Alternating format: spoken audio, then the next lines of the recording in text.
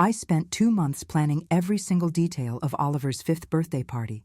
2 full months of my life dedicated to making sure my grandson had the celebration he deserved. I hired the best party planner in Greenwich, spent hours on Pinterest looking at superhero decorations, taste-tested 3 different caterers before choosing the one with the gourmet mini sliders Oliver loved.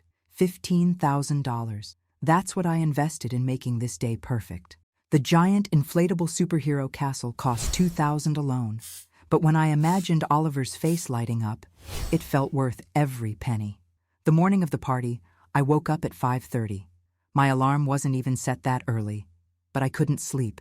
Excitement mixed with something else, something I didn't want to name. Anxiety, maybe, or dread.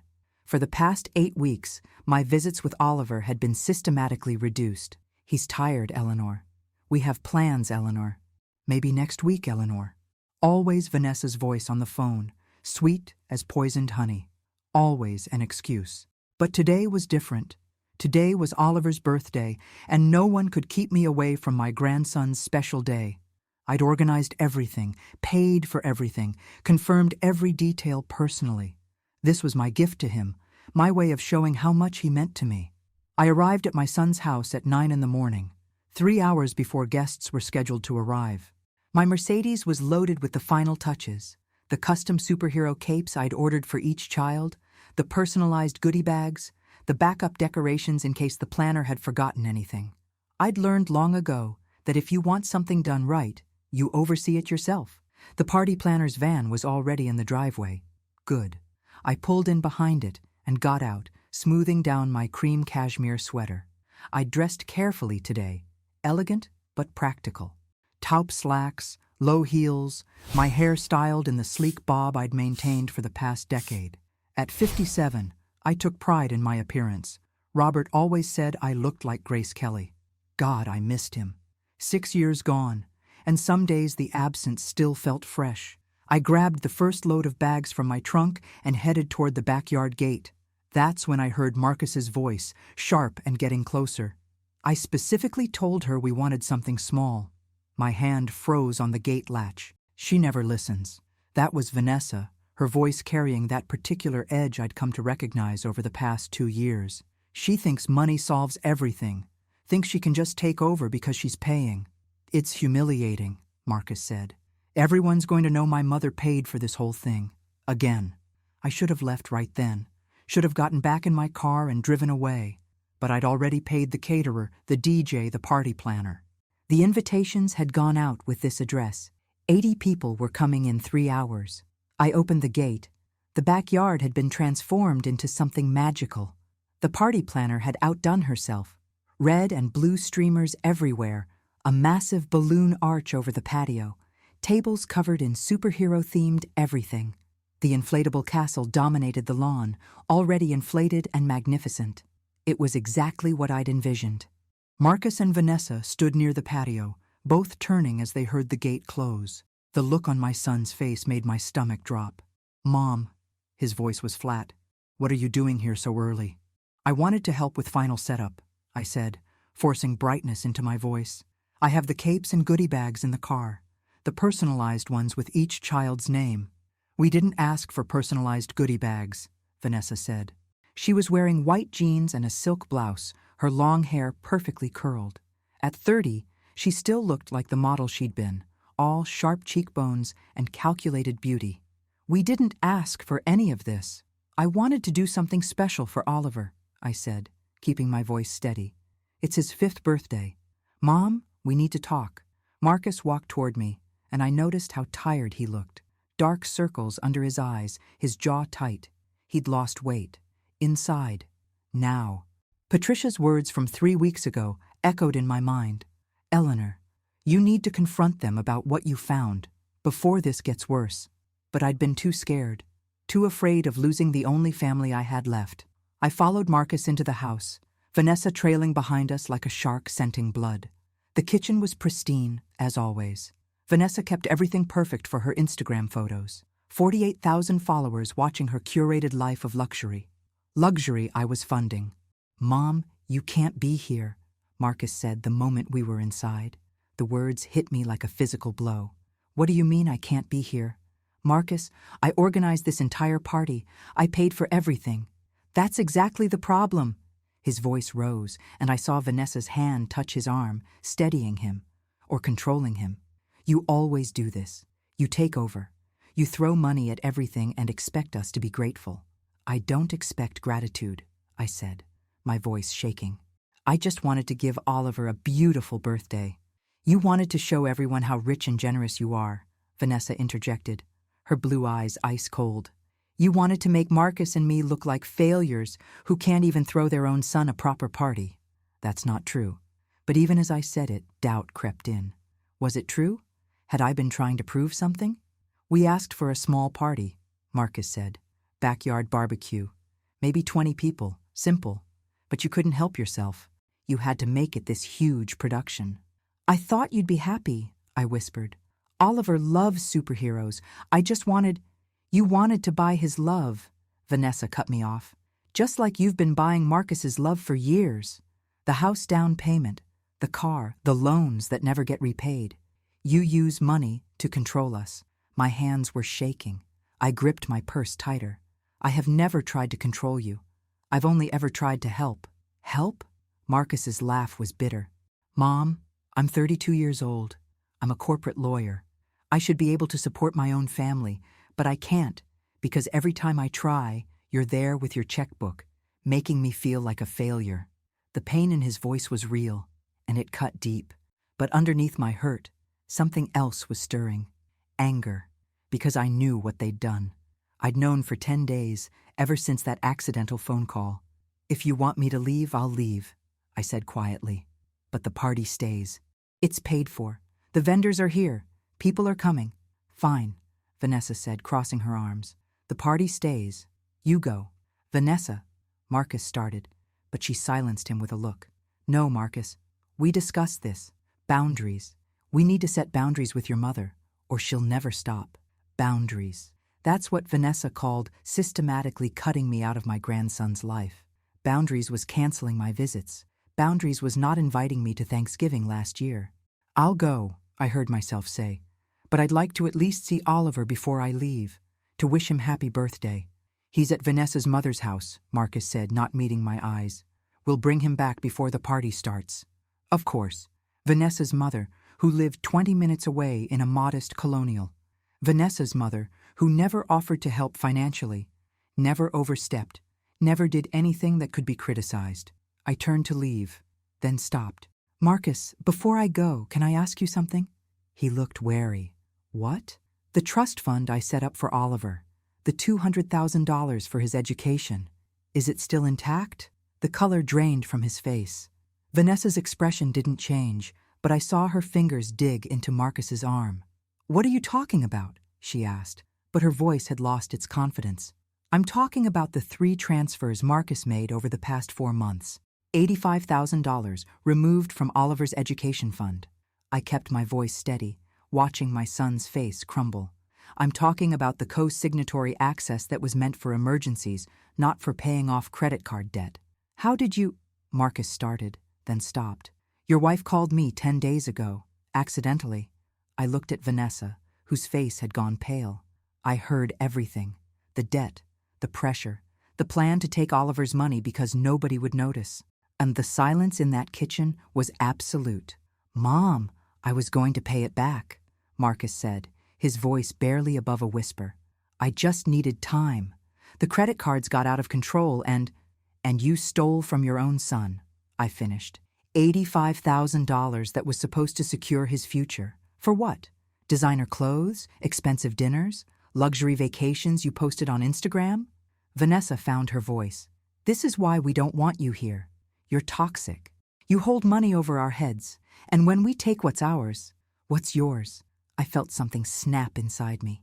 That money wasn't yours. It was Oliver's. I put it in a trust for my grandson's education, and your husband committed fraud to access it. Get out, Vanessa hissed. Get out of our house right now. This is my son's house, I said. A house I gave the down payment for. But don't worry, I'm leaving. I'll let you enjoy the party I planned, with the food I bought, the entertainment I hired. I'll disappear like you want. I walked toward the door, my heart pounding so hard I thought it might explode. This was it. This was how I'd lose Oliver forever. They'd cut me off completely now. I'd never see my grandson again. Then I heard the sounds from outside. Car doors slamming. Voices. The first guests arriving early. And something crystallized in my mind. Something Patricia had said to me years ago, back when I'd first started therapy after Robert's death. Eleanor, you've spent your whole life avoiding conflict, smoothing things over, keeping the peace.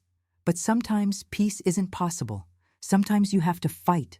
I stopped at the door, turned around. Marcus and Vanessa were standing close together, united against me. But I could see the cracks. The fear in Marcus's eyes, the calculation in Vanessa's. Actually, I said, I think I'll stay. Excuse me? Vanessa's voice was sharp. I'll stay for the party. After all, I did organize it. It would be rude to leave before wishing Oliver happy birthday. I smiled, and I knew it didn't reach my eyes. Don't worry. I'll be on my best behavior. More cars were pulling up outside. I could hear children's voices, excited chatter. The party was beginning. You need to leave, Marcus said, but there was uncertainty in his voice now. Mom, please. Don't make this harder. Harder than stealing from your own son? I asked softly. Harder than cutting off his grandmother? Harder than what exactly? I walked past them, back out to the yard where the party planner was directing the DJ on where to set up his equipment. The caterer was arranging food on the tables. Everything looked perfect. Everything I'd worked so hard to create. Vanessa and Marcus followed me out, both of them tense. Guests were starting to come through the side gate now. Parents with children in superhero costumes, carrying wrapped presents. Familiar faces from the neighborhood, from Oliver's preschool. People who knew me, who'd seen me at countless school events and playdates. That's when I saw Patricia arrive, her red hair bright in the morning sun. She took one look at my face and knew something had happened. She made her way straight to me. Eleanor, are you okay? Before I could answer, I heard Oliver's voice. Grandma, Grandma Eleanor. I turned and saw him running across the yard, his little legs pumping, his face lit up with joy. He crashed into my arms, and I held him tight, breathing in the smell of his strawberry shampoo. Hi, sweetheart, I whispered. Happy birthday. You came. Daddy said you might not come. He pulled back to look at me with those green eyes, so like mine. Did you see the castle? It's huge. I did see it. Do you like it? I love it. He hugged me again, then ran off to greet other arriving children. I straightened up to find Marcus standing 5 feet away, jaw clenched. Vanessa was beside him, and the look she gave me could have frozen fire. We'll talk about this later, Marcus said quietly. After the party. More guests kept arriving. The yard filled with people, with noise, with celebration. Oliver was in heaven, running between the castle and the games, his face bright with joy. I stayed near the edge, watching, Patricia beside me. What happened? She asked quietly. I confronted them about the money. And they want me gone, out of Oliver's life, out of their house. Patricia's hand found mine and squeezed. What are you going to do? I watched Marcus and Vanessa playing the perfect hosts, smiling and chatting with guests. Watched them pretend everything was fine. Watched them accept compliments on the beautiful party without mentioning who'd paid for it. And I made a decision. I'm going to tell the truth, I said. Patricia's eyes widened. Eleanor, are you sure? The DJ finished setting up his equipment. Music started playing, and children cheered. Oliver climbed to the top of the inflatable castle, waving at everyone below. I started walking toward the DJ booth. Eleanor, wait! Patricia called after me, but I didn't stop. The DJ was adjusting something on his mixer. I tapped his shoulder. Excuse me, could I borrow your microphone for a moment? He looked confused, but handed it over. Sure, I guess. I turned on the microphone. The feedback screech cut through the music, through the conversation. Everyone stopped, turned, 80 pairs of eyes on me. I saw Marcus freeze, his face going white. Saw Vanessa's expression shift from confusion to horror. Hi, everyone, I said into the microphone, my voice carrying across the yard. I just wanted to take a moment to thank you all for coming to celebrate Oliver's 5th birthday. Mom, Marcus started moving toward me, but Patricia stepped in his path, blocking him. I especially want to thank you for coming, I continued, because apparently I wasn't actually invited to this party, the party I planned, the party I paid $15,000 to create. Murmurs rippled through the crowd. My son made it very clear this morning that I wasn't welcome here. Turn off that microphone right now, Vanessa hissed, pushing past Patricia toward me, but I kept talking. I want you all to know something important, something that matters. My voice cracked slightly, but I pushed through. Last week, I discovered that my son stole $85,000 from the trust fund I established for Oliver's education. $85,000 that was supposed to send my grandson to college someday. The yard exploded. Gasps. Shocked exclamations. Parents pulling out phones. Marcus stood frozen, his face a mask of horror. Vanessa was screaming something, but the microphone drowned her out. 3 transfers over 4 months, I continued, and now I was crying. But I didn't care. Money meant for Oliver's future, used to pay off credit card debt, designer clothes, expensive vacations. All while, they systematically pushed me out of my grandson's life. Someone was trying to grab the microphone from me. Vanessa, her face twisted with rage. But I held on. I have bank statements. I have recordings. I have proof of everything. My voice was shaking but clear, and I want everyone here to know the truth about this perfect family you see in front of you.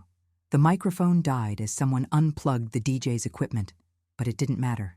Everyone had heard enough. The silence that followed was deafening. I need to take you back 6 years to understand how we got here. Back to the day my entire world collapsed and rebuilt itself into something I barely recognized. Robert died on a Tuesday morning in March. We were having breakfast together, something we'd done every single morning for 32 years of marriage.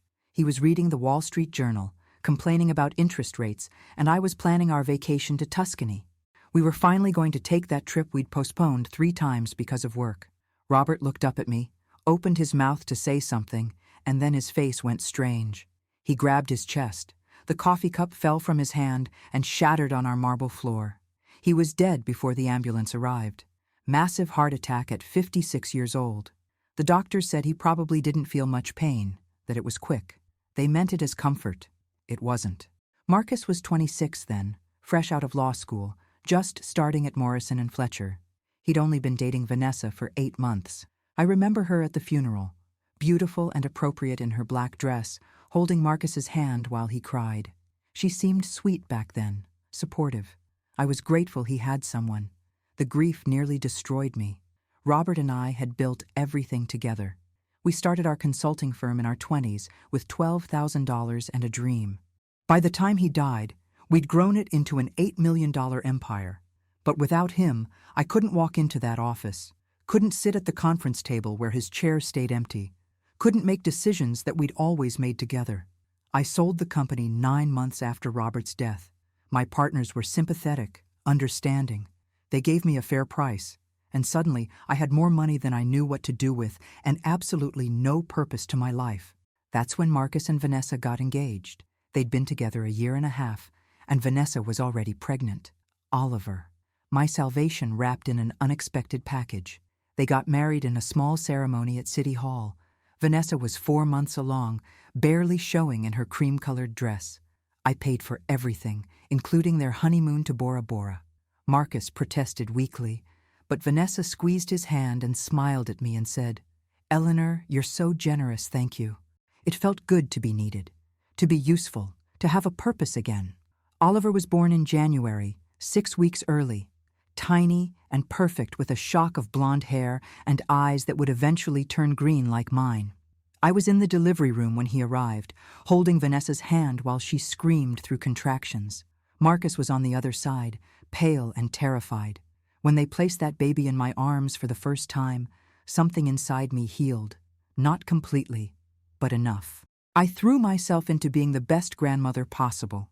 I researched the safest car seats, the best organic baby food, the most developmentally appropriate toys. I set up a nursery in my house so Oliver could stay over. I created a trust fund with $200,000 for his education, making Marcus the co-signatory in case of emergency. "Mom, this is too much," Marcus said when I showed him the paperwork. "It's for Oliver's future," I told him. "For Harvard or Yale or wherever he wants to go. "You're the backup signer just in case something happens to me." He signed without reading the fine print. I should have seen that as a warning sign. The first 2 years were beautiful. Marcus and Vanessa lived in a small apartment in Stamford, struggling on his junior associate salary while Vanessa tried to rebuild her modeling career after pregnancy. I helped where I could. Groceries, baby supplies, a better stroller. A contribution toward daycare costs. They always seemed grateful. Then Oliver turned 2, and I offered to help with a down payment on a house. "You need more space," I told Marcus. "That apartment is too small for a growing family. Let me help you get into a real home." Marcus hesitated. I saw something in his eyes, some resistance, but Vanessa cut in. "Marcus, your mother is being incredibly generous. We'd be foolish to refuse." She turned to me with that smile I'd come to trust. "Eleanor, we'd be honored to accept your help." I gave them $120,000 for the down payment on a beautiful colonial in Greenwich. 4 bedrooms, a big backyard for Oliver to play in, excellent school district. I was so proud watching them move in, helping Vanessa pick out furniture, imagining all the holidays we'd celebrate there. That's when things started changing. Subtle at first. Vanessa began posting constantly on Instagram, her follower count climbing. She'd photograph Oliver in expensive clothes I'd bought him, their new house, fancy dinners out. The captions were always perfect. #blessed, #grateful. But she never mentioned where the blessings came from. Marcus started working longer hours, chasing partnership track. Money got tighter for them, even as his salary increased. I'd see the designer bags Vanessa carried, the luxury vacation photos from Tulum and Aspen. Once, I gently asked how they could afford such trips on Marcus's salary. "We're managing fine, Mom," Marcus said, his voice tight. "We don't need you monitoring our finances." It was the first time he'd snapped at me. I backed off immediately, afraid of pushing too hard. Oliver turned 3, and I was his primary caregiver 3 days a week, while Vanessa went to yoga classes and photo shoots for her growing Instagram presence. I loved every second with him. We'd go to the park, the children's museum, story time at the library. He called me Grandma Ellie and ran to me with open arms every time I arrived. But I started noticing tension between Marcus and Vanessa, whispered arguments when they thought I couldn't hear. Once, I walked into their kitchen and found Vanessa crying over a stack of credit card bills. She shoved them in a drawer the moment she saw me. "Everything okay?" I asked. "Fine," she said, wiping her eyes. "Just tired." I offered to help. She refused. But a week later, Marcus asked to borrow $30,000 for unexpected expenses. I gave it to him without asking questions. He promised to pay it back within 6 months. He never did. I never asked for it. Looking back, I can see the pattern forming. Every time they had a financial crisis, I was there with a solution. A loan that became a gift, a contribution that became expected. I was buying their affection, just like Vanessa accused me of this morning, but I didn't know what else to do. Money was the only thing I had in abundance. Love I could give freely, but they seemed to need the money more. Oliver turned 4, and the visits started getting limited. "He needs more structure," Vanessa explained. "We can't have him at your house 3 days a week anymore. It's disrupting his routine." Down to 2 days, then 1, then occasional weekends. I felt the shift, but couldn't name it. Every time I tried to talk to Marcus, he'd get defensive. "Mom, we're trying to establish our own family dynamic. We need space." Space. That word started appearing more and more. They needed space. Oliver needed space. Even my offers to help financially started getting rejected sometimes. Marcus turned down my offer to pay for a family vacation last Christmas. "We need to do this on our own," he said, even though I could see the stress eating at him. Then came Thanksgiving last year, the first Thanksgiving since Robert died that I spent alone. Marcus called 2 days before and said they were going to Vanessa's mother's house instead. "Her mom hasn't seen Oliver in a while," he explained. "We need to divide time fairly between grandmothers." Except Vanessa's mother saw Oliver every week. I was down to twice a month by then, and those visits often got canceled at the last minute. I spent Thanksgiving crying into a glass of wine, looking at photos of Oliver on my phone. Patricia came over and found me drunk and sobbing. "Eleanor, you need to establish boundaries," she said. "This isn't healthy. You're letting them use you." They're not using me, I protested. They're my family. It's what family does. Family goes both ways, Patricia said gently. What are they giving you besides access to Oliver? I couldn't answer that question, because the truth was, nothing. I was giving everything and receiving nothing but controlled, limited access to my grandson and a son who increasingly treated me like an obligation rather than a mother. Then came the phone call 10 days ago. I was having coffee at home, reading the newspaper, when my phone rang. Vanessa's name appeared on the screen. I answered, happy for the contact. Hello? Silence. Not dead silence, but the sound of a phone in someone's pocket or purse. A butt dial, I realized. I was about to hang up when I heard Vanessa's voice, distant but clear. Marcus, stop pacing. You're making me nervous. $85,000, Vanessa. I took $85,000 from my son's college fund. Marcus's voice was anguished. That's fraud. That's theft. If my mother finds out, she won't find out. Vanessa cut him off. Eleanor never checks that account. She set it up and forgot about it. That's what she does. Throws money at things and moves on. But if she does check, then we'll deal with it. Marcus, we're drowning in debt. Your salary isn't enough for the lifestyle we need to maintain. My Instagram depends on us looking successful. We needed that money. We needed it because you can't stop spending. Marcus exploded. $5,000 handbags, first-class flights, that resort in Turks and Caicos that cost us $8,000 for 4 days. You enjoyed that vacation, Vanessa shot back. Don't pretend you didn't love posting photos of us living well. Your law firm buddies all saw them. You think that doesn't help your career? There was a long pause. I hate myself, Marcus finally said quietly. I stole from my own son. You borrowed from his account, Vanessa corrected. We'll pay it back eventually, when you make partner, when my Instagram sponsorships increase. It's just temporary. Mom put that money aside specifically for Oliver's education. She trusted me as co-signatory for emergencies only. Well, this is an emergency, Vanessa said coldly. Unless you want to lose the house, lose the car, lose everything. Your mother has $8 million sitting in investments. Oliver's trust fund will get replenished. She has more money than she knows what to do with. That doesn't make it right. What's right is taking care of our family. What's right is maintaining the life we've built. Marcus, your mother is suffocating us. She uses money to control everything. This is us taking back control. The call disconnected. I sat frozen in my kitchen, phone pressed to my ear, barely breathing. My son was a thief. My daughter-in-law was a manipulator. And I'd been blind to all of it, so desperate for family that I'd funded my own exploitation. I called my accountant that afternoon.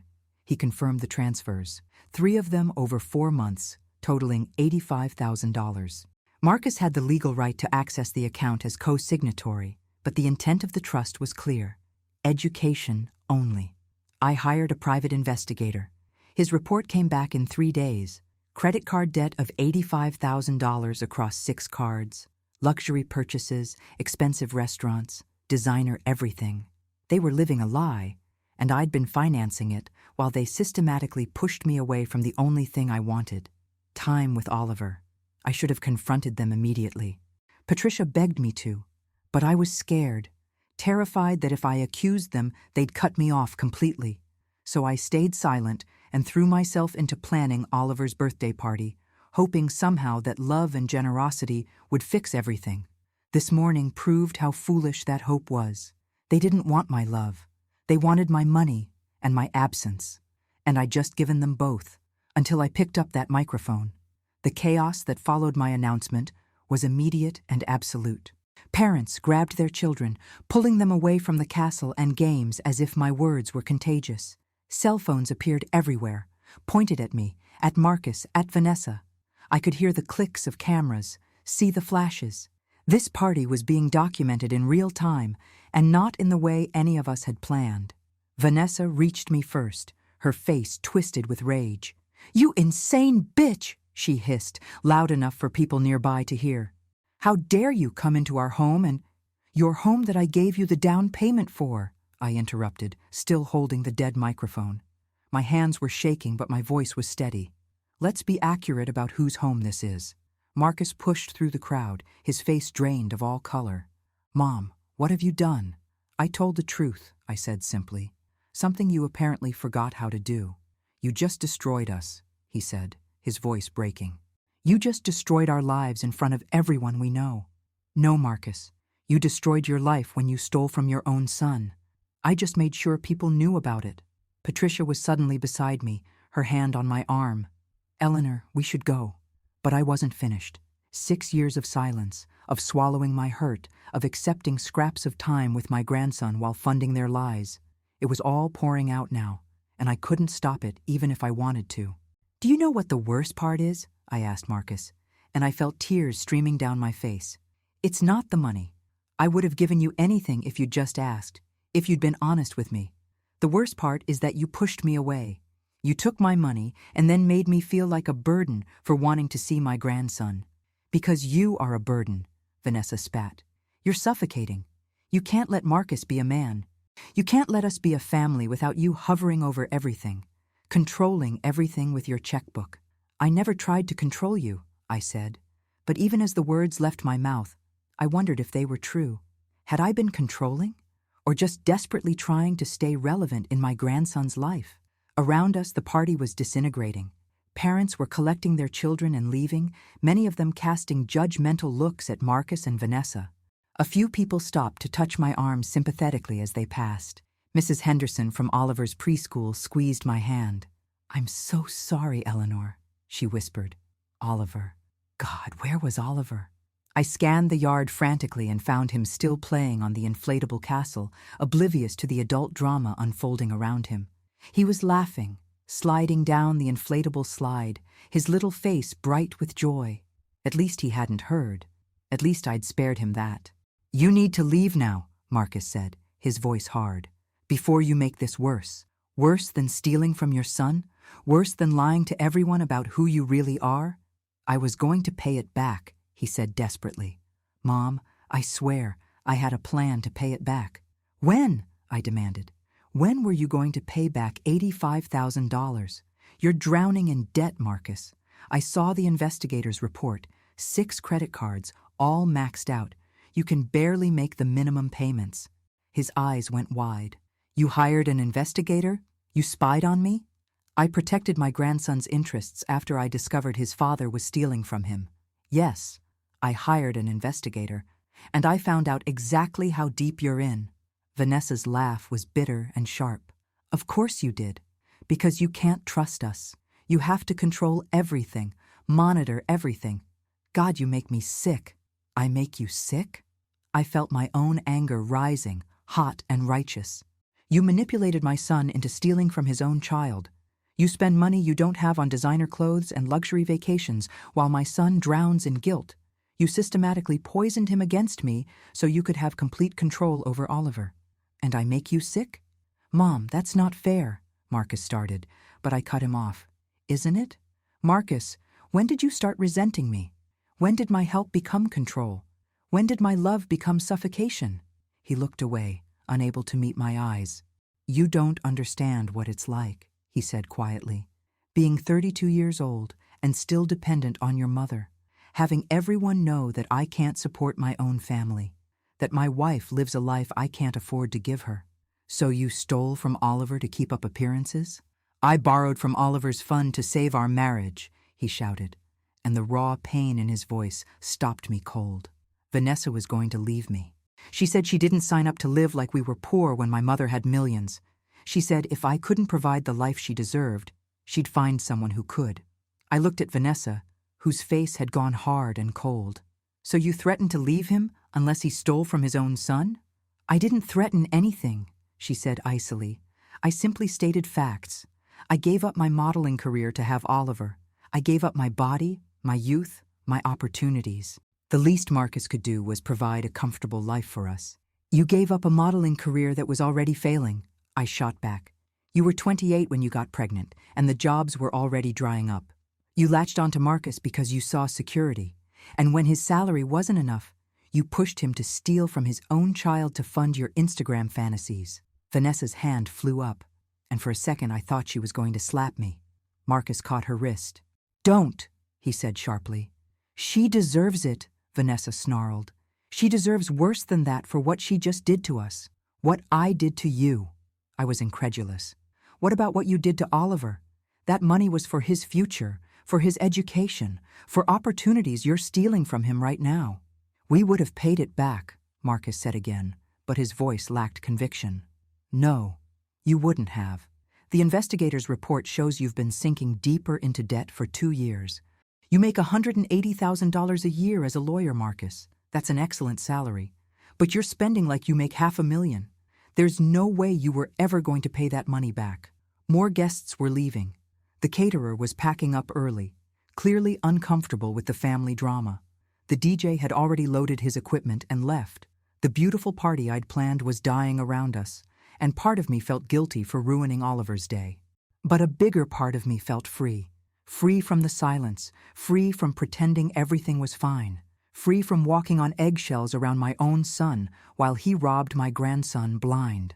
Eleanor, we really should go, Patricia said again, more urgently this time. Before this escalates further. She was right.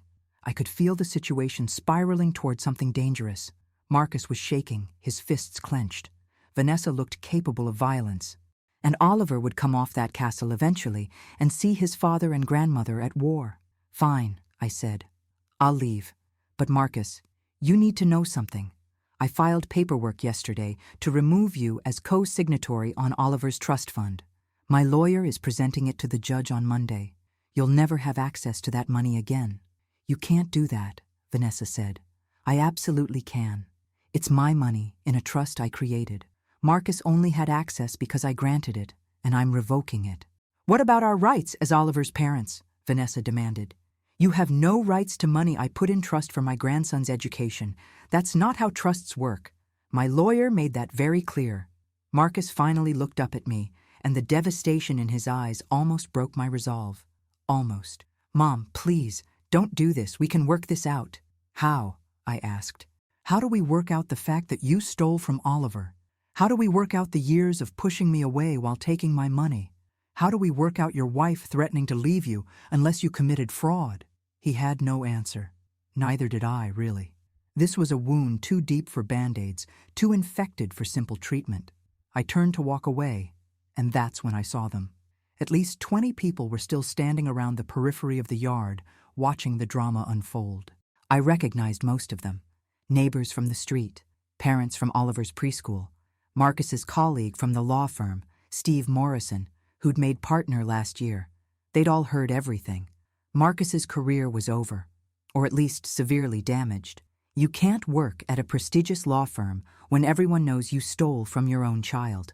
The legal community in Connecticut was small, and gossip traveled fast. Vanessa's Instagram empire was finished too. I could already imagine the comments on her next post, the messages calling her out. Nobody wanted to follow a woman who pressured her husband into theft to fund designer handbags. I'd destroyed them, completely and publicly. And the realization of what I'd done hit me like a physical blow. Oh God, I whispered. What have I done? Patricia's arm went around my shoulders. You told the truth, Eleanor. That's all. You told the truth. But the truth had consequences. Brutal, far-reaching consequences. And one of those consequences was that I might never see Oliver again. As if summoned by my thoughts, Oliver came running over, his face flushed and happy. Grandma, did you see me on the castle? I went down the slide 100 times. I dropped to my knees and pulled him into a hug, breathing in his little boy's smell of sunshine and strawberry shampoo. I saw you, sweetheart. You looked like you were having so much fun. Where is everyone going? He looked around at the emptying yard with confusion. Is the party over already? Some people had to leave early, Marcus said, his voice rough. But we still have cake. Cake! Oliver cheered, then looked at me. You'll stay for cake, right, Grandma? I looked at Marcus, waiting for him to tell his son no, to banish me from the party completely. But he just stood there, defeated and silent. I don't think, I started. Please, Grandma, Oliver begged, his little hands on my cheeks. It's my birthday. I want you here. How could I say no to that face? How could I deny him on his birthday, even after everything that had just happened? Okay, I whispered. I'll stay for cake. Vanessa made a disgusted sound and stalked into the house. Marcus watched her go but didn't follow. The few remaining guests, maybe 10 people total, gathered awkwardly around the dessert table as the caterer reluctantly brought out the elaborate superhero cake I'd ordered. Oliver was oblivious to the tension, bouncing with excitement as everyone sang Happy Birthday. His voice was the loudest, singing to himself without self-consciousness. When it came time to blow out the candles, he closed his eyes tight and whispered his wish. I wondered what he wished for. Probably something innocent. A new toy. A puppy. Not knowing that his family was fracturing around him, that his college fund had been raided, that his grandmother had just nuked his parents' lives in a single act of desperate revenge, masquerading as truth-telling. After cake, people made their excuses and left. Within 20 minutes, the yard was empty except for Patricia, Marcus, Oliver, and me. Vanessa stayed inside, visible through the kitchen window, pacing and talking on her phone. Oliver was playing with one of his new toys, a superhero action figure that made sounds when you pressed a button. Marcus stood at the edge of the patio, staring at nothing. Marcus, I said quietly, walking over to him. I'm sorry I did it that way. In front of everyone. He didn't look at me. Are you? Sorry? I thought about it. I'm sorry I ruined Oliver's party. I'm sorry all those people witnessed our family falling apart. But I'm not sorry I told the truth. You needed to be stopped. So you destroyed me instead. His voice was flat, emotionless. My reputation is finished. Everyone at the firm will know by tomorrow. Steve Morrison was here, Mom. He's on the partnership committee. I'll never make partner now. I'll be lucky if they don't fire me. The guilt was crushing. I didn't think? No, you didn't think. You just acted. You got angry and you lashed out, and you didn't care who got hurt. You hurt Oliver first, I said, my own anger flaring again. You stole from your own son, Marcus. You don't get to play the victim here. I'm not playing anything, he said tiredly. I'm just done with all of it. The debt, the lies, the fighting. I'm just done. He walked away from me, toward Oliver. I watched him scoop up his son and hold him close, burying his face in Oliver's hair. Oliver giggled and squirmed, still in his own happy birthday bubble. Patricia came to stand beside me. Eleanor, we need to leave now. This isn't healthy for anyone. She was right, but leaving meant not knowing when I'd see Oliver again. After what I'd done, Marcus and Vanessa had every excuse to cut me off completely. I need to talk to Marcus about visitation, I said, about seeing Oliver. Not today, Patricia said firmly. Today everyone needs space. You can discuss logistics later, through lawyers if necessary. Lawyers. It had come to that. My relationship with my son, mediated by attorneys. I gathered my purse and walked over to where Marcus stood with Oliver. I'm going to go now, sweetheart, I told Oliver. Happy birthday. I love you so much. Love you too, Grandma. He gave me a sticky kiss on the cheek, his lips sweet with frosting. I looked at Marcus. We need to talk. About Oliver. About access. About... My lawyer will contact yours, he said coldly. That's how we'll communicate from now on. The finality in his voice felt like a door slamming. Marcus, please. He's my grandson. You can't cut me out of his life. You should have thought about that before you humiliated us in front of everyone we know. He turned away from me, carrying Oliver toward the house. Goodbye, Mom. I stood frozen as he walked away, as the door closed behind him, as Vanessa's silhouette appeared in the window, her phone still pressed to her ear, probably calling her mother or her friends or anyone who would listen to her version of events. Patricia gently took my arm and guided me toward the side gate. The yard looked like a battlefield. Decorations still hung cheerfully, the inflatable castle still stood tall, plates of uneaten food sat on tables. All that money, all that planning, all that love poured into creating something beautiful, and it had ended in destruction. We walked to my car in silence. I got in the driver's seat, but couldn't turn the key. I just sat there, shaking, as the reality of what I'd done crashed over me in waves. I destroyed my family, I whispered. No, Patricia said firmly from the passenger seat. Your family was already broken, Eleanor. You just exposed the cracks. But I did it so publicly, so cruelly. You did it the only way that would make anyone listen. Marcus wasn't going to stop stealing from Oliver's fund. Vanessa wasn't going to stop manipulating him. Someone had to force consequences, and you were the only one with the power to do it. What if I never see Oliver again? My voice broke on his name. What if they take him away from me completely? Then you fight, Patricia said. You use those bank statements and recordings. You petition for grandparents' rights. You do whatever it takes. But Eleanor, you can't second-guess yourself now. What's done is done. I finally turned the key and pulled out of the driveway. As I drove away, I looked in the rearview mirror at the house I'd helped buy, at the yard where I'd tried to create magic for a little boy who deserved better than the mess his parents had made. And I realized that despite the guilt, despite the devastation, despite everything I'd lost in the past hour, I felt something I hadn't felt in years. I felt powerful. For the first time since Robert died, I'd stopped being a victim of my own desperation for love. I'd stopped letting people use me. I'd drawn a line and defended it, even when it cost me everything. The question now was whether that power had come at too high a price. I didn't sleep that night. I lay in my bed staring at the ceiling, replaying the scene over and over. The shocked faces, Marcus's devastation, Vanessa's rage, Oliver's innocent joy, oblivious to the bomb I detonated around him. My phone had been buzzing constantly since I got home. Text messages, missed calls, voicemails. I'd turned it on silent around 8 o'clock because I couldn't bear to look at it anymore. But at 2 in the morning, insomnia and anxiety won. I picked it up and started scrolling through the messages. Most were from people I barely knew. Neighbors asking if I was okay.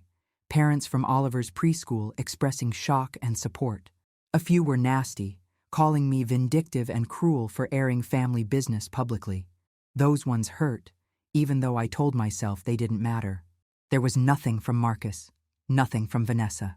The silence from them was louder than any message could have been. But there was one voicemail that made my heart stop. The caller ID showed a number I didn't recognize with a New York area code. I pressed play. Mrs. Whitmore, this is Detective Sarah Chen with the Greenwich Police Department Financial Crimes Unit.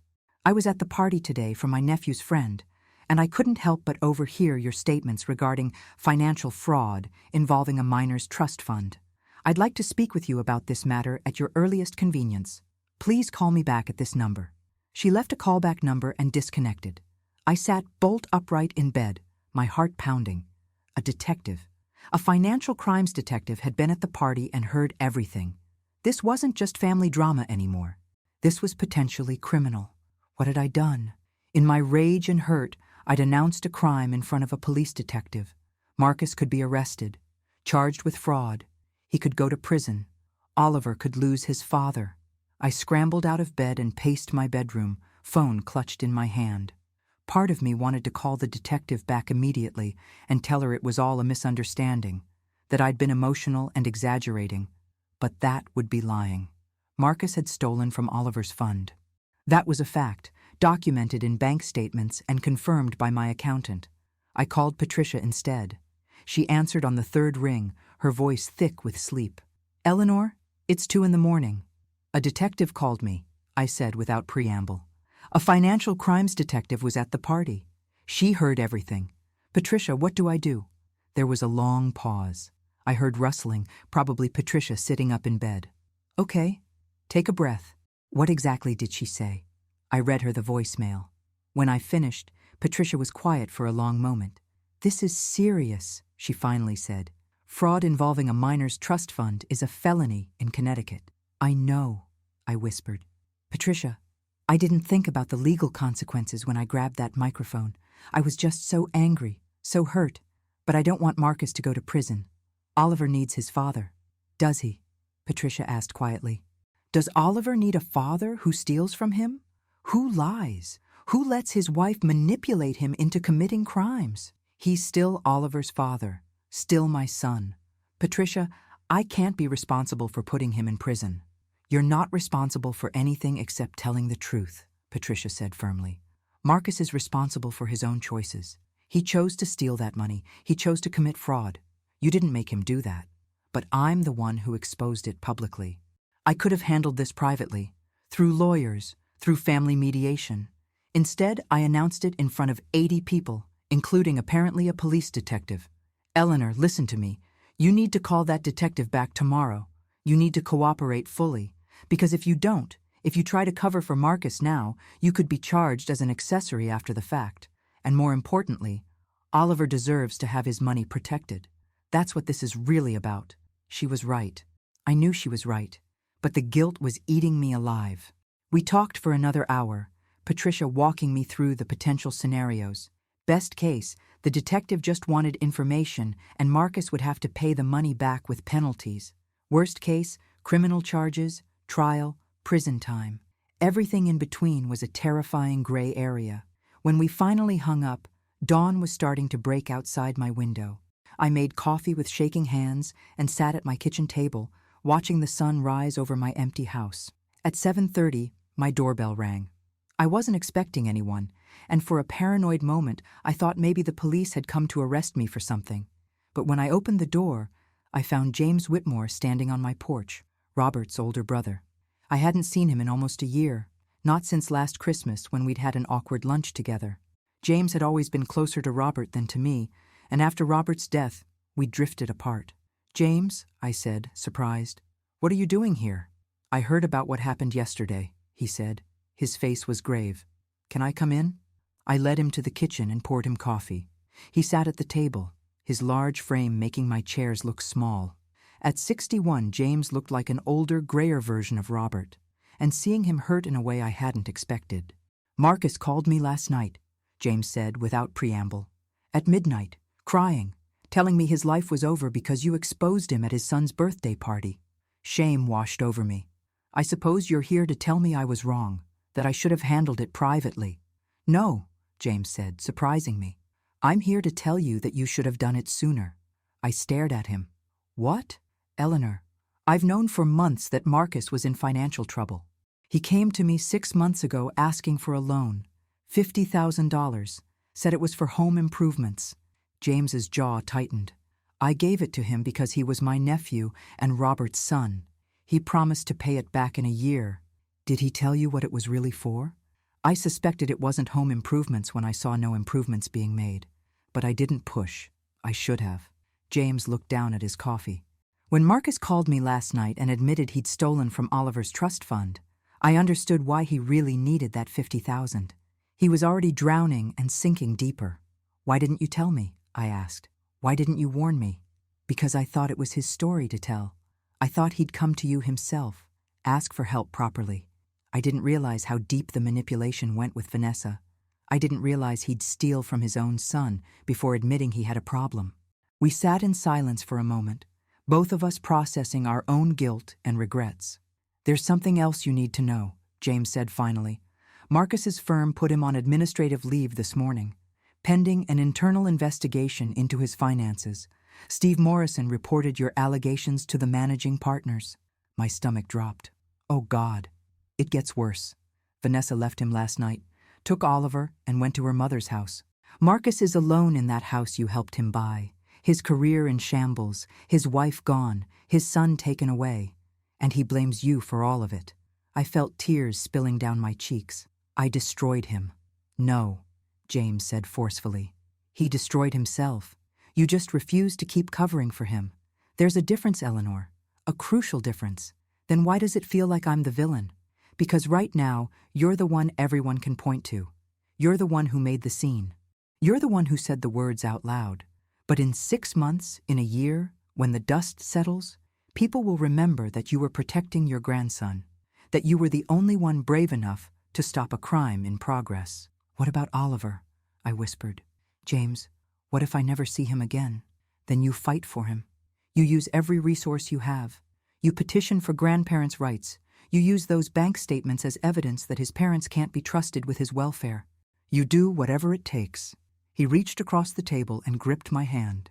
"Robert would be proud of you, Eleanor, for standing up, for refusing to be used anymore, for protecting Oliver when no one else would." The mention of Robert broke something open inside me. I sobbed into my hands while James sat quietly, giving me space to grieve everything I'd lost. My son, my grandson, my family, my peace, but also grieving who I'd been, the woman who gave everything and asked for nothing, the woman who bought love and called it generosity, the woman who stayed silent to keep the peace. That woman was gone, and I didn't know yet who would take her place. I called Detective Chen at 9 o'clock that morning. She answered on the second ring, her voice professional and calm. "Mrs. Whitmore, thank you for returning my call. I'd like to meet with you today if possible. Can you come to the station, or would you prefer I come to you?" The thought of walking into a police station made my hands shake. "You can come here," I said. "When?" "I can be there in an hour." I spent that hour cleaning my already clean kitchen, changing clothes 3 times, and trying not to throw up from anxiety. James stayed with me, sitting calmly at the kitchen table like an anchor in a storm. When Detective Chen arrived, she was younger than I expected. Maybe 40, with sharp eyes and a kind smile. She wore plain clothes, not a uniform, and carried a leather portfolio instead of handcuffs. Small mercies. "Mrs. Whitmore, thank you for seeing me," she said, accepting my offer of coffee. "I want to be clear up front that this is an informal conversation. You're not under investigation. But I did overhear some serious allegations yesterday, and I need to determine if there's a crime that requires formal investigation." James introduced himself as Robert's brother and my advisor. Detective Chen nodded, seemingly unbothered by his presence. I told her everything. The trust fund, Marcus's co-signatory access, the 3 transfers totaling $85,000, the accidental phone call where I heard him confess to Vanessa. I showed her the bank statements my accountant had provided, the timeline of withdrawals, the investigator's report on Marcus and Vanessa's spending. Detective Chen took notes, asked clarifying questions, and remained carefully neutral throughout. When I finished, she sat back and studied me. "Mrs. Whitmore, I need to ask you something directly. Do you want to press charges against your son?" The question hung in the air like a guillotine blade. James put his hand on my shoulder, a silent reminder that he was there, whatever I decided. "I don't know," I admitted. "I don't want him to go to prison, but I want Oliver's money protected. I want Marcus to face consequences for what he did. I want him to understand that actions have repercussions." "Those are valid goals," Detective Chen said. "But let me explain the legal reality. What your son did constitutes theft and fraudulent breach of fiduciary duty. Given the amount and the fact that the victim is a minor, this is a Class D felony in Connecticut. If prosecuted, he could face up to 5 years in prison and fines up to $5,000. 5 years. Oliver would be 10 years old when his father got out, if he got the maximum sentence. However," Detective Chen continued, "the state doesn't always prosecute financial crimes within families, especially when restitution is possible and the victim's guardian, in this case you as trustee, doesn't wish to press charges. That said, once I file my report, the decision moves to the district attorney's office. They may choose to prosecute regardless of your wishes, particularly given the public nature of the revelation." "Meaning what I decide doesn't matter?" I asked. "Meaning your cooperation matters, your willingness to testify matters. The DA is much less likely to pursue a case without a cooperative witness, especially in a family matter.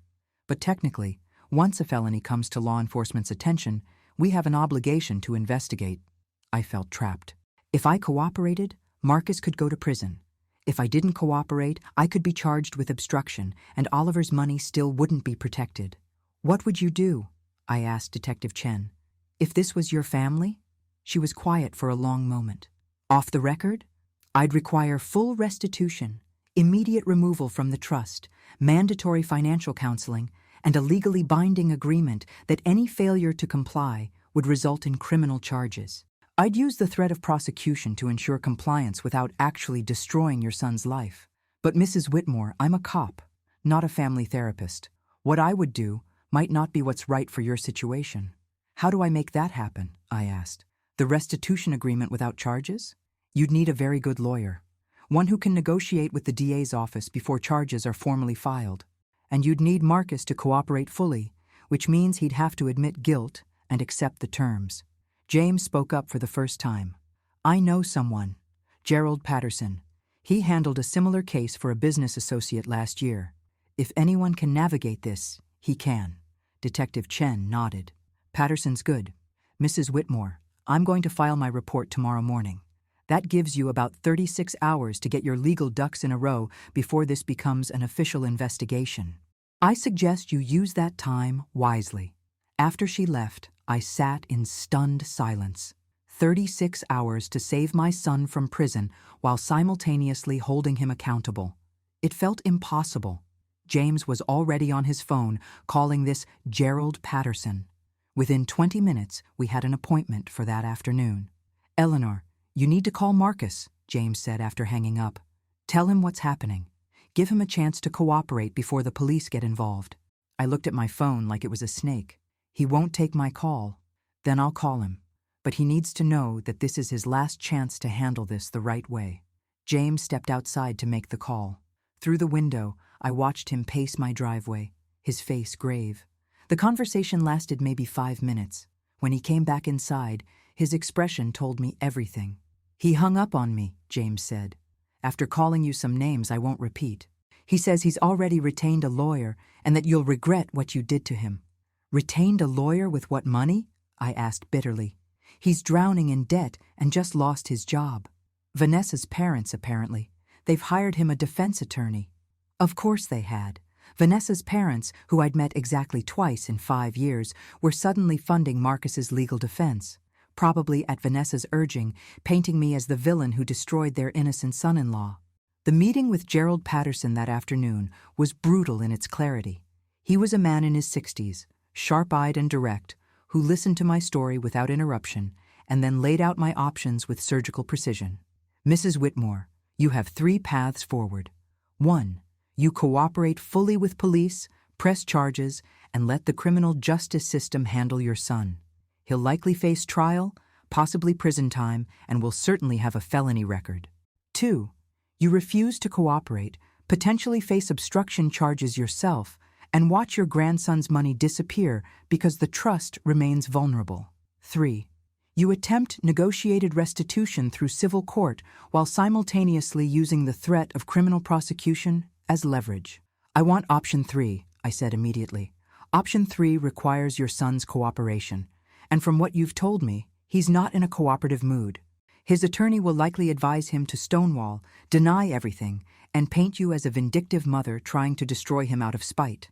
But I have evidence, bank statements, recordings, which makes a criminal case strong but doesn't guarantee civil cooperation. He can admit guilt criminally and still refuse to negotiate terms of restitution. And his attorney can drag out civil proceedings for years, during which time you'll have limited or no access to your grandson." The trap was closing from all sides. Every choice led to loss. "What if I offered to drop everything?" I asked desperately. "What if I told Marcus I'd make this all go away if he just let me see Oliver?" Gerald's expression was pitying. "Mrs. Whitmore, you can't make this go away anymore. Detective Chen has the information. The DA's office will be involved by tomorrow. And more importantly, if you back down now, you teach your son that he can steal from his own child with no consequences as long as he threatens to withhold your grandson. That's not justice. That's extortion." He was right. I knew he was right. But knowing something intellectually and accepting it emotionally were 2 different things. "What do I do?" I whispered. "You fight. You file a petition for grandparents' rights today. You provide evidence of the fraud to support claims of parental unfitness. You remove Marcus as co-signatory through emergency judicial order. You cooperate with Detective Chen's investigation, and you accept that this is going to get worse before it gets better." I hired Gerald Patterson on the spot. Within 2 hours, we'd filed an emergency petition with the family court for visitation rights and removal of Marcus as co-signatory. The hearing was scheduled for 3 days away. That night, the story hit the local news. Someone at the party had filmed my confrontation and sold it to a local news station. I watched myself on television, holding that microphone, announcing my son's crimes to a backyard full of shocked parents. I watched Marcus's face as he realized what I was doing. Watched Vanessa's rage. The news anchor called it a birthday party gone wrong, and family drama turned criminal investigation. They interviewed a legal expert who explained trust fund fraud and quoted Detective Chen confirming an active investigation. They even interviewed Mrs. Henderson from Oliver's preschool, who said I was a devoted grandmother who clearly loved her grandson. But they also interviewed Steve Morrison from Marcus's law firm, who said the allegations were troubling if true, and confirmed Marcus was on administrative leave. The damage to Marcus's reputation was now permanent and public. My phone exploded with calls. News stations wanting interviews, lawyers offering services, random people telling me I was either a hero or a monster, depending on their perspective. And then, at 11 o'clock that night, my doorbell rang. I looked through the peephole and saw Marcus standing on my porch, alone. His face was haggard, his clothes rumpled. He looked like he hadn't slept in days. I opened the door slowly. "Marcus, can I come in?" His voice was hoarse. I stepped aside and let him enter. We stood in my foyer, this space that had always been filled with warmth and welcome, now cold and hostile. "Vanessa left me," he said without preamble. "Filed for divorce this morning. She's claiming I'm financially irresponsible and potentially dangerous. She's asking for full custody of Oliver and a restraining order." I felt a stab of sympathy, despite everything. "Marcus, I'm sorry." "Are you?" He looked at me with hollow eyes. "You destroyed my marriage, my career, my entire life. Are you really sorry?" "I'm sorry you made choices that led to this," I said carefully. "I'm sorry you're hurting, but I'm not sorry for protecting Oliver's money." "That money is mine," he exploded. "I'm his father. Everything you give him is mine to manage." "That's not how trust funds work, Marcus. And you know it. You stole from your own son. Admit it. I borrowed from his account to save my family. Vanessa was going to leave me. She said she couldn't live like we were poor when you had millions. I had to do something. So you committed fraud instead of coming to me honestly? Marcus, I would have helped you. I would have paid off your credit cards, consolidated your debt, anything you needed. But you didn't ask. You just took. And you let Vanessa manipulate you into betraying your own child." He sank onto my stairs, head in his hands. "I know. God, Mom, I know. I hate myself for what I did. But I didn't know how to stop it. The debt kept growing. Vanessa kept spending. And I was so ashamed to admit to you that I'd failed, that I couldn't support my own family." "You didn't fail by needing help," I said, sitting beside him. "You failed by stealing instead of asking." "I'm sorry," he whispered. "I'm so sorry for everything. For taking the money, for pushing you away, for letting Vanessa poison me against you. You were just trying to love us, and we used you." The apology I'd been waiting for, the acknowledgement I'd needed, but it came too late, after too much damage. "Marcus, I need you to listen to me very carefully. The police are investigating. The DA's office will be involved by tomorrow. You're facing felony charges. But my lawyer says there's a way through this that doesn't end with you in prison." He looked up, hope flaring in his eyes. "What way?" "Full restitution of the $85,000, immediate removal as co-signatory, financial counseling, a legally binding agreement that gives me guaranteed visitation with Oliver, and full cooperation with the investigation, including admitting what you did." "I don't have $85,000, Mom. I'm unemployed. My wife is divorcing me. I have nothing. Then you borrow it. You get a loan. You sell things. You figure it out, Marcus. Because the alternative is prison. And if you go to prison, Oliver loses his father completely." He was crying now, harsh sobs that shook his shoulders. "How did we get here? How did everything fall apart?" "We got here through 1,000 small choices," I said. "Through lies and silence and manipulation. Through me enabling you and you exploiting me. Through Vanessa's greed and your pride. We all played our parts. Can you forgive me?" he asked, looking at me with Robert's eyes. "Can we ever get back what we had?" I thought about it, really thought about it. "I don't know," I said honestly. "Right now I'm too angry and too hurt to know if forgiveness is possible. But I know I love you, and I know I'll fight to stay in Oliver's life, whatever that takes. Vanessa won't let you see him. She's already filed for a restraining order against you too. Claims you're unstable and dangerous. Then I'll fight her in court. And Marcus, you need to decide whose side you're on. Your son's side or Vanessa's. Because they're not the same side anymore." He was quiet for a long time. Then slowly he nodded. "I'll talk to my lawyer about the restitution deal. I can't promise anything, but I'll talk to him." It wasn't much, but it was something. The first crack in the wall between us. "That's all I ask," I said. "Talk to him tomorrow, because we're running out of time." Marcus left a few minutes later. I watched him drive away, his taillights disappearing into the darkness, and wondered if I'd just had my last civil conversation with my son, or the first step toward rebuilding what we'd destroyed. Only time would tell. And time was a luxury neither of us had anymore. The family court hearing 3 days later was everything I dreaded and more. Marcus sat on one side of the courtroom with his attorney. Vanessa sat on the other side with hers, shooting daggers at both of us. I sat with Gerald Patterson, my hands folded in my lap, trying to project calm competence while my insides churned. The judge was a woman in her 50s named Patricia Hoffman. She'd reviewed all the evidence beforehand: the bank statements, the recordings, the investigator's report, the trust documents. Her face was impassive as she called the hearing to order. "This is a petition for emergency grandparents' visitation rights and removal of co-signatory authority from a minor's trust fund," Judge Hoffman began. "Mrs. Whitmore, your petition alleges financial fraud and parental alienation. Those are serious charges." Gerald stood. "Your Honor, we have substantial documentation supporting both claims. Mr. Marcus Whitmore unlawfully withdrew $85,000 from his son's educational trust fund over a 4-month period. We have bank records, recorded admissions, and witness testimony. Furthermore, the child's mother has systematically reduced the grandmother's access to the child from 3 days per week to virtually nothing over the past 18 months, despite Mrs. Whitmore being the primary financial supporter of the family and having an established, loving relationship with the child." Marcus's attorney, a young man named David Chen, stood up. "Your Honor, Mr. Whitmore acknowledges that he accessed funds from the trust, but he had legal authority to do so as co-signatory. This was always intended as a shared family resource, and Mrs. Whitmore's sudden claim of theft is retaliatory following a personal dispute. As for visitation, the parents have the right to determine access to their child, and Mrs.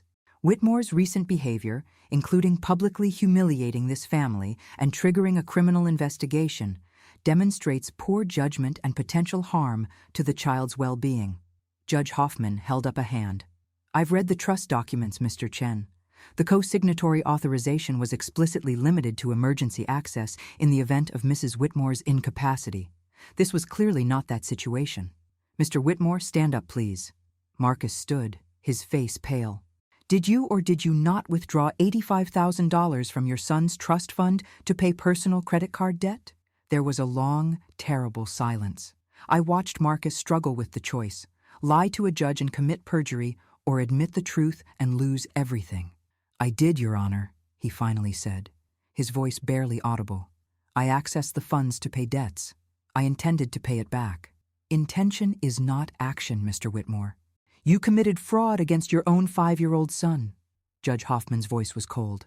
"I'm granting Mrs. Whitmore's petition to remove you as co-signatory effective immediately. The trust will be restructured with an independent trustee to prevent further unauthorized access." Marcus sat down heavily. His attorney whispered something to him, but Marcus just shook his head. "As for visitation," Judge Hoffman continued, looking at Vanessa, "Mrs. Vanessa Whitmore, you filed for a restraining order against Mrs. Eleanor Whitmore, claiming she's dangerous and unstable. What evidence do you have of this?"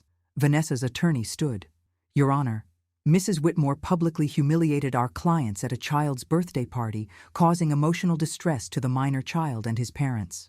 She's demonstrated vindictive behavior and poor judgment.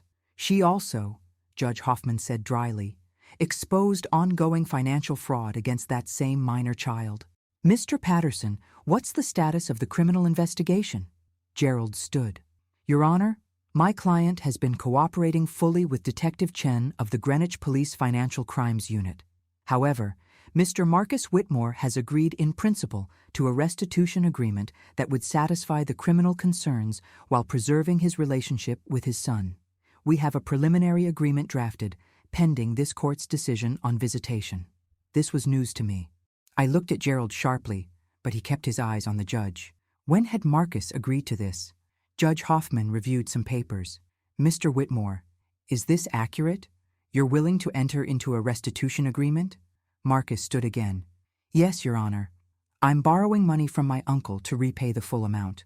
I'll also agree to financial counseling and accept full responsibility for my actions. I just ask that this doesn't destroy my relationship with my son." "And the grandmother's visitation?" Marcus looked at me for the first time that day. His eyes were red-rimmed and exhausted. My mother loves Oliver. She's always loved him. I was wrong to limit her access, and I'm willing to agree to court-ordered visitation. Vanessa shot to her feet. Absolutely not. That woman is toxic. Mrs. Vanessa Whitmore, sit down, Judge Hoffman said sharply. You've filed for divorce and are seeking full custody. Your opinion on your soon-to-be ex-husband's mother's visitation rights is noted but not controlling. Mr. Whitmore is still this child's father and has equal say in parenting decisions until a custody order states otherwise. Vanessa sat, her face flushed with rage. Here's my ruling, Judge Hoffman said. Mrs. Eleanor Whitmore is granted supervised visitation with the minor child 2 afternoons per week, supervision to be provided by Mr. Marcus Whitmore. This order will remain in effect until custody proceedings between Mr. and Mrs. Whitmore are resolved. At that time, the custodial parent may petition to modify. However, I'm also ordering that both parents must complete co-parenting classes, and Mr. Whitmore must complete financial counseling before any modification can be heard.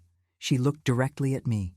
Mrs. Whitmore, I understand your motivations were protective, but the manner in which you handled this situation was destructive. In the future, family matters should be resolved through proper legal channels, not public confrontation. Do you understand? Yes, Your Honor, I said quietly. Mr. Whitmore, you're fortunate that your mother is offering you a path to avoid criminal prosecution. I suggest you take it seriously and make full restitution immediately. This court will monitor compliance. Failure to fulfill the terms of your agreement will result in me personally referring this case to the district attorney with a recommendation for prosecution. Is that clear? Yes, Your Honor, Marcus said. Good. We're adjourned. Outside the courthouse, Marcus approached me while our lawyers finalized paperwork. Vanessa had stormed off to her car, refusing to speak to anyone. Thank you, Marcus said, for giving me a way out. I didn't do it for you, I said honestly. I did it for Oliver. He needs his father, even if his father made terrible choices. I know, and I know I don't deserve your forgiveness or your help. But Mom, I meant what I said in there. You can see Oliver twice a week like the judge ordered, and once the divorce is settled and I have custody arrangements, we can figure out something more permanent. You think you'll get custody? Shared, probably. Vanessa's a good mother, even if she's a terrible wife. And despite everything, I don't want to keep Oliver from her. He paused. Or from you. It wasn't a full reconciliation. The wounds were too fresh, too deep, but it was a beginning. That afternoon, I had my first court-ordered visit with Oliver. Marcus brought him to my house, staying in the living room while Oliver and I went to the backyard. He ran straight to the swing set Robert had installed years ago, before Oliver was even born, in anticipation of grandchildren. Push me, Grandma. Push me high. I pushed him, watching his little legs kick the sky, listening to his laughter echo across my empty yard. He didn't know about the courtroom or the fights or the money. He just knew that he was with his grandmother and she was pushing him on the swings and life was good. Marcus watched us from the window. When our 2 hours were up, he came outside. Oliver, time to go, buddy. Already? Oliver pouted. But I just got here. You'll see Grandma again in 3 days, Marcus said. The judge promised. Oliver hugged me tight before leaving. I love you, Grandma Ellie. I love you too, sweetheart. More than anything in the world.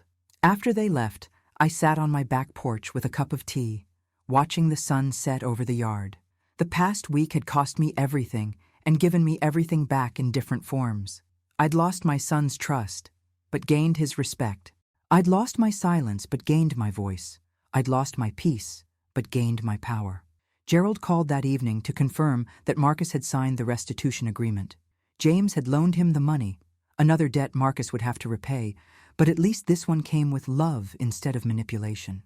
The $85,000 would be returned to Oliver's trust by the end of the week. Patricia came over with wine and takeout.